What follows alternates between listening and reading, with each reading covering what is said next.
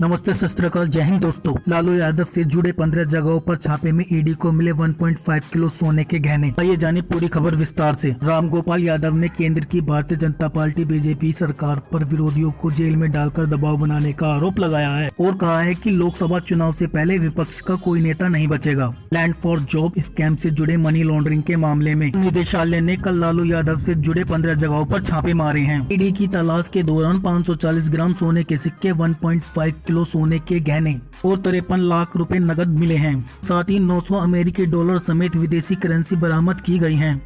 इसके अलावा जांच में पता चला है कि जिस दिल्ली के फ्रेंड्स कॉलोनी इलाके के घर में तेजस्वी यादव रहते हैं, वह घर एक इन्फो सिस्टम के नाम से पंजीकृत है। और दोस्तों, यह पता चला है कि यह कंपनी लालू प्रसाद यादव के परिवार की है, जिसके खिलाफ सीबीआई ने चार्जशीट दायर की है। और जांच में यह भी पता चला है कि मेरेडियन कंस्ट्रक्शन को बेचने गए 4 प्लॉट अबू दुजान के नाम से रजिस्टर हैं। लगता है ईडी के छापों पर राजनीति चरम पर है। लालू यादव और उनकी पार्टी राष्ट्रीय जनता दल और कांग्रेस जनता दल यूनाइटेड इत्यादि ने भाजपा पर तीखा हमला बोला है। ईडी के छापों पर लालू यादव ने कहा है कि आपातकाल का काला दौर भी देखा है।